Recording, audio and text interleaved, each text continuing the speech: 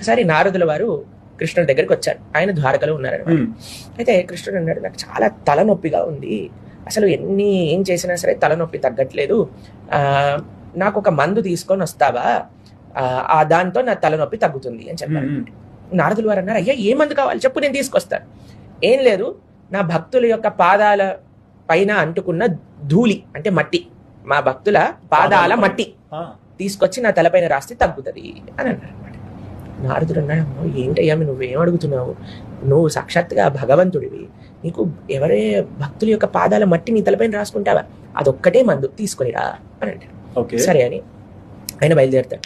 ప్రతి ఒక్కళ్ళ దగ్గరికి వెళ్ళి అడుగుతారు, అయ్యా మీరు కృష్ణ భక్తులు కదా, తీసుకొని ఇవ్వండి. అందరూ అంటారు, అమ్మమ్మో మేము నరకానికి వెళ్ళిపోతాం, మేము ఇలా ఇస్తాం. యోగుల దగ్గరికి, మునుల దగ్గరికి, పండితుల దగ్గరికి, యజ్ఞ చేసే వాళ్ళందరి దగ్గరికి వెళ్తారండి. వెళ్ళి మీ ధూళి ఇవ్వండి అంటే మేము ఇవ్వం, మా నరకానికి వెళ్ళిపోతాం, మేము నరకానికి వెళ్తాం, స్వామి పైన నా ధూళి పెట్టడం ఏంటి అని అంటారు. సరే అని చివరికి అందరినీ అడిగేస్తారు, అందరూ ఇవ్వరు. బృందావనానికి వెళ్తారు. రాధారాణి ఇంకా గోపికలందరూ ఒక ప్రదేశంలో యమునా నదీ తీరంలో యమునా జలాన్ని పట్టుకుంటూ ఉన్నారనమాట. అక్కడికి వెళ్ళి నారదుడు అంటారు, అయ్యా మా కృష్ణుడికి తలనొప్పిగా ఉంది, కృష్ణుడు అంటున్నాడు తన భక్తుల యొక్క పాద ధూళి కాని తన శిరస్సు పైన రాసుకుంటే పోతుందట.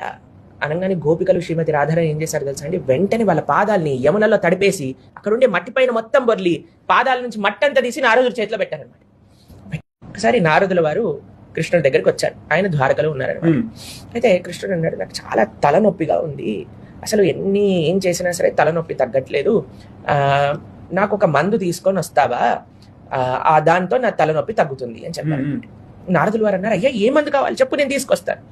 ఏం లేదు, నా భక్తుల యొక్క పాదాల పైన అంటుకున్న ధూళి అంటే మట్టి, మా భక్తుల పాదాల మట్టి తీసుకొచ్చి నా తలపైన రాస్తే తగ్గుతుంది అని అన్నారు. నారదుడు అన్నాడు, ఏంటయ్యా నువ్వేం అడుగుతున్నావు, నువ్వు సాక్షాత్తుగా భగవంతుడివి, నీకు ఎవరే భక్తుల యొక్క పాదాల మట్టి నీ తలపైన రాసుకుంటావా, అదొక్కటే మందు తీసుకొనిరా అని అంటారు.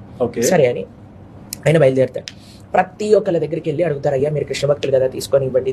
అందరూ అంటారు, అమ్మమ్మో మేము నరకానికి వెళ్ళిపోతాం, మేము ఇలా ఇస్తాం. యోగుల దగ్గరికి, మునుల దగ్గరికి, పండితుల దగ్గరికి, యజ్ఞ చేసే వాళ్ళందరి దగ్గరికి వెళ్తారండి. వెళ్ళి మీ ధూళి ఇవ్వండి అంటే మేము ఇవ్వం, మా నరకానికి వెళ్ళిపోతాం, మేము నరకానికి వెళ్తాం, స్వామి పైన నా ధూళి పెట్టడం ఏంటి అని అంటారు. సరే అని చివరికి అందరినీ అడిగేస్తారు, అందరూ ఇవ్వరు.